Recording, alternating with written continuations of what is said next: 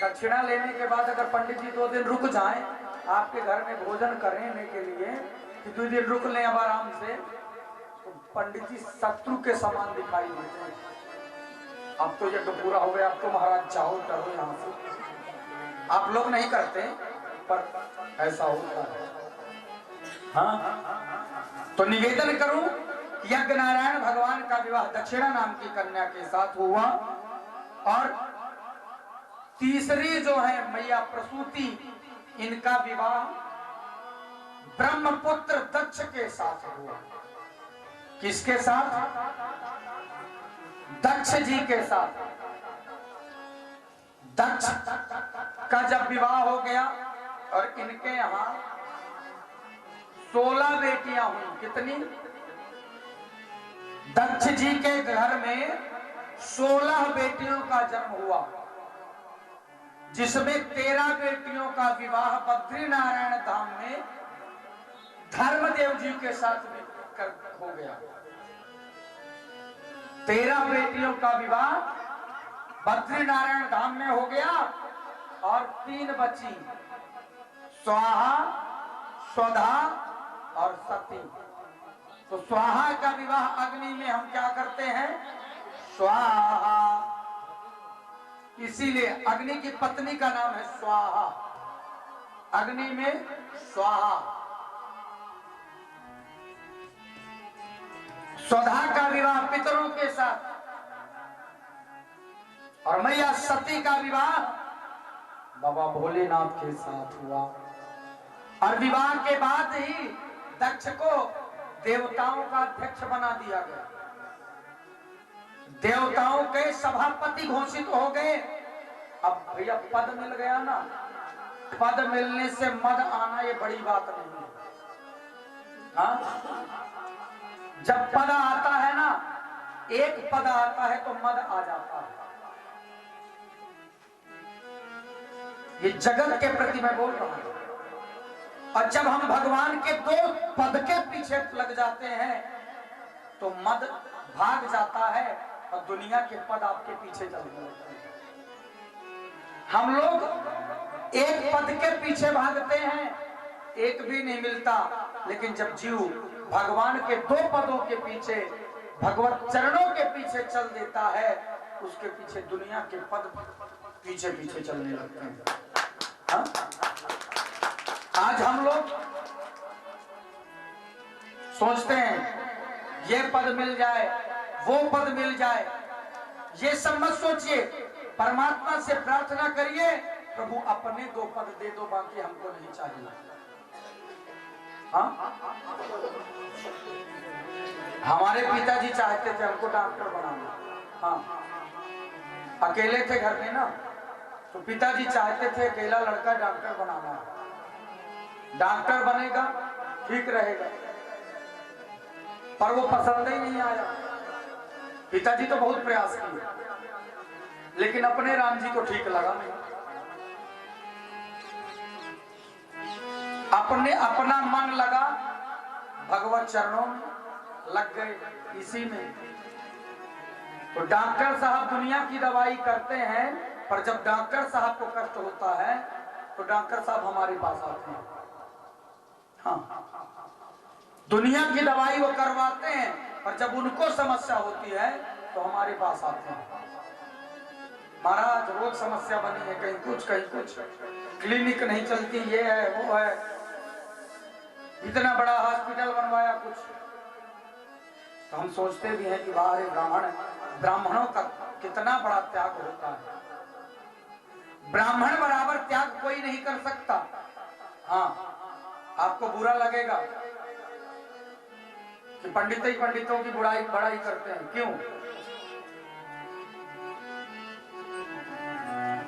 Doctor साहब जो होते हैं ना, अपने अस्पताल जाते हैं ना, अगरबत्ती लगाते हैं, धूप लगाते हैं, दीप लगाते हैं, प्रभु हमारा अस्पताल खूब चले।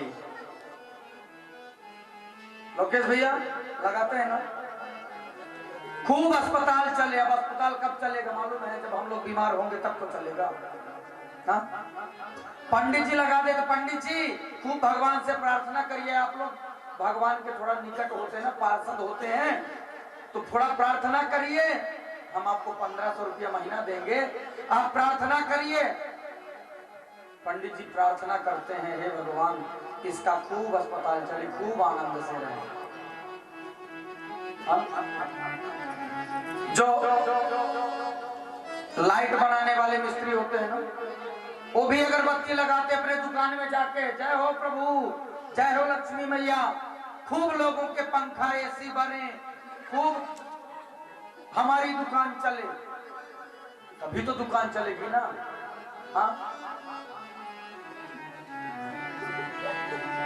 तभी तो दुकान चलेगी। दुनिया के जितने लोग हैं सब लोग, लेकिन एक ब्राह्मण है जो भगवान को सवेरे उठ करके और प्रार्थना करता है, धूप दीप लगा के कहता है, प्रभु मेरा यजमान सुखी रहे। यदि वो सुखी रहेगा, मेरे यजमान का कल्याण करना, मेरा यजमान कल्याण रहेगा, सुखी रहेगा तो मुझको भी देगा। यदि खुद ही दुखी रहेगा, खुद ही परेशान रहेगा तो मुझको क्या देगा। हाँ? एक ब्राह्मण है जो यजमान के कल्याण की कामना करता है कि मेरा शिष्य सुखी रहे, तो मुझको बुलाएगा, तब 2 पैसा देगा तो मेरा पेट चलेगा। जब यजमान खुद अस्पताल दौड़ रहा है, हाँ? पंडित जी को क्या देगा? हाँ? पंडित जी को थोड़ी ना देगा, बेचारा खुद परेशान है। तो निवेदन करूं कि जितना तपस्वी ब्राह्मण होता है, जितना जगत के कल्याण के लिए ब्राह्मण प्रार्थना करता है, आचार्य ब्राह्मण प्रार्थना करता है, अन्य कोई नहीं कर सकता। तो महाराज दक्ष जी को पद मिला और अभिमान आ गया, इनका सम्मान समारोह किया गया। ये बच्चे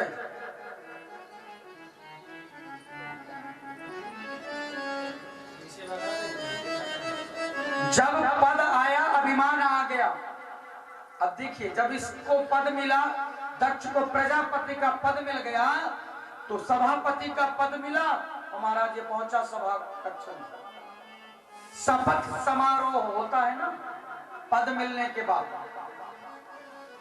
पहुंचे लोग।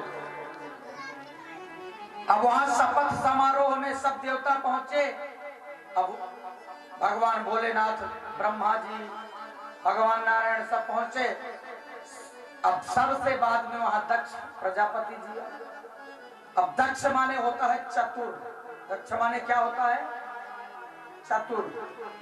अब दक्ष चतुर है, उसको समझेगा।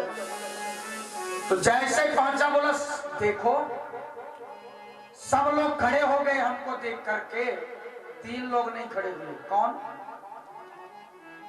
ब्रह्मा जी, विष्णु जी और शंकर बाबा। बोले ब्रह्मा जी नहीं खड़े हुए तो अपने पिताजी हैं। बेटा कितना भी आगे बढ़ जाए, पिता काहे को सम्मान करे? पिता के लिए तो छोटा बेटा होता है। विष्णु नहीं खड़े हुए, हमारे पिता के पिता हैं। चलो कोई बात नहीं, हमारे बाबा है, ये नहीं खड़े। लेकिन ये शंकर क्यों नहीं खड़ा हुआ? हाँ? लेकिन ये शंकर क्यों नहीं खड़ा हुआ? अरे ये तो हमारे जमाई है ना, दामाद हैं, और दामाद तो पुत्र के स्वरूप में होता है, तो ये क्यों नहीं खड़ा हुआ? बस सभापति महोदय पहुंचे। सभापति जो होते हैं उनका भाषण हमेशा लास्ट में करवाया जाता है, आभार प्रकट करने के लिए। लेकिन ये महोदय पहले पहुंच गए। अच्छा, एक बात और है, कथा पूरी राजनीति को भी समझाती है। हाँ? भागवत कथा जो आप सीखना चाहेंगे सब सिखाएगी। एक बात बताएं, जगत को जी करके मरना कैसा चाहिए, कैसे चाहिए, ये भागवत से सिखाती है। और जीना कैसे चाहिए, जीकर जीते कैसे रहना चाहिए, ये राम कथा सिखाती है। तो मरना भागवत से सीखिए और जीना राम कथा से सीखिए। अब राम कथा प्रभु चाहेगी, जब चाहेंगे तब होगी। सिद्धार्थ नगर में, कुलगांव में तो हो चुकी है। हा? अब सोनी जी के हाथ में है, जब करवाएं तभी है। हा?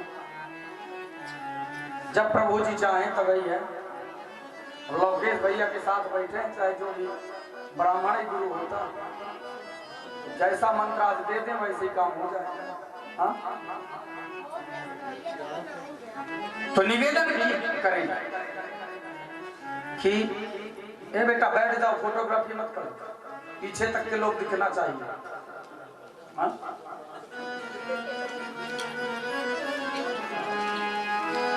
तो निवेदन करें कि जब पद मिला, अभिमान आया, तो ये आए महोदय और आते ही माइक लिए और माइक लेके कहने लगे, श्रूयताम ब्रह्मर्षयो में सहदेवा साधना या साधु नामृतो वृत्यम ना ज्ञान चमत्सरा। बोले सुनो, साधु लोगों के बीच में मत्सर लोगों का आना ठीक नहीं होता, असाधु लोगों का आना ठीक नहीं होता। सब इधर उधर देखने लगे, यहाँ कौन आ गया साधु भाई, यहाँ साधु कौन आ गया। बोले इधर उधर क्या देखते हो, हम तो लोग कपाला नाम या स्वप्नो निरपत्रपा प्रेतावासे सुघेरस। अरे इधर उधर क्या देखते हो, अरे इसको देखो ना, शंकर को। भूत प्रेतों के बीच में रहता है ना, ये क्या जाने सम्मान करना। अब एक देवता ने कहा कि ये भूत प्रेतों के बीच में ये असाधु है, तो इसके साथ अपनी बिटिया का विवाह क्यों किया। तुरंत कहना ना ना ना ना, मैंने नहीं किया, मैंने नहीं किया, वो नारद जी ने करवा दिया। हम लोग भी ऐसे ही करते हैं, जब कुछ अच्छा करते हैं तो हमने किया, अब बुरा हो गया तो हमने नहीं, वो अपने से कर लिया।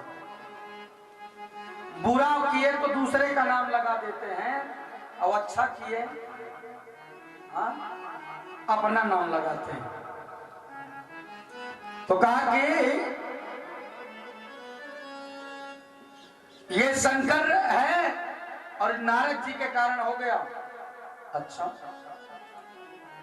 बोले ठीक है, कोई बात नहीं। अब शंकर जी को डांटने लगा, शंकर जी को अनेक प्रकार के बुरे शब्द कहने लगा, लेकिन शंकर जी कुछ नहीं बोले। क्यों? शंकर जी ने बड़े भोले भाले हैं, कोई कुछ भी कहे बोलते नहीं। लेकिन ये बात नंदी बाबा को सहन नहीं हुई। क्यों? कोई हमारे पिता, पति, स्वामी, गुरु का अपमान करे तो सहना नहीं चाहिए। सामर्थ्य हो तो विरोध करिए, और नहीं तो चुपचाप कान दबा करके चले जाइए।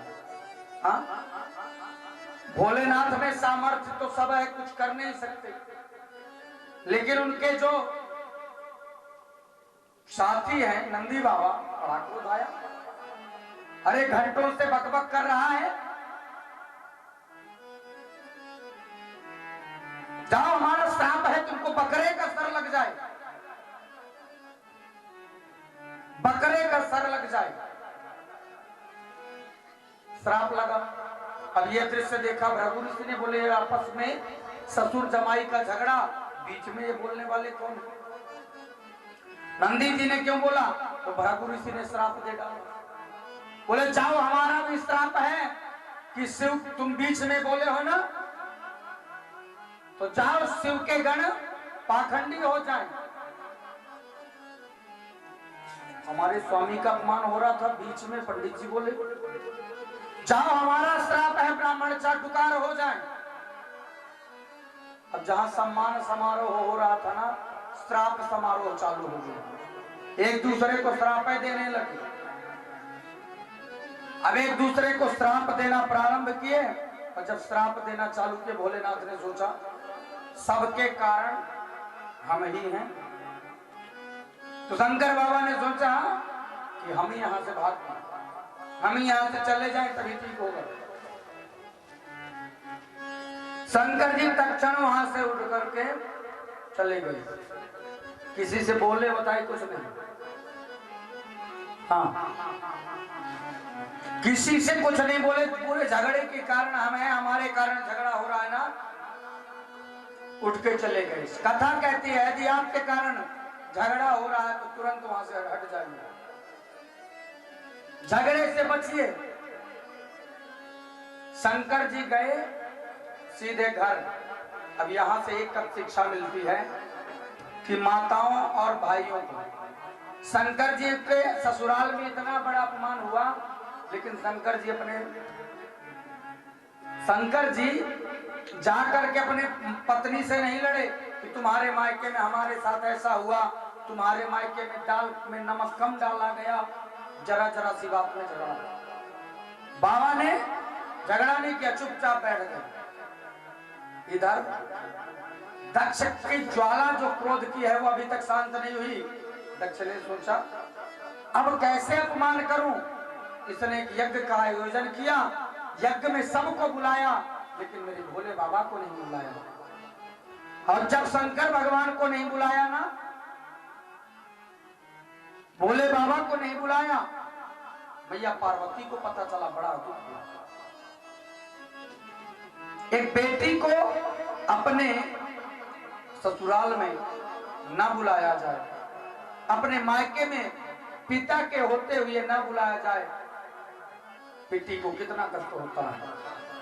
तब माता सती शंकर भगवान के पास जाती हैं, प्रभु चलिए ना, अरे पिता के यहाँ यज्ञ है, आपके ससुर हैं, चलिए ना। अभिमान नहीं बताया कि मेरे मायके में यज्ञ है, ये वो। आज हम लोग माताएं हमारी मायके के बल पे जीने लगी। मेरे मायके में ऐसा, मेरे मायके में वैसा, यही झगड़े का कारण है।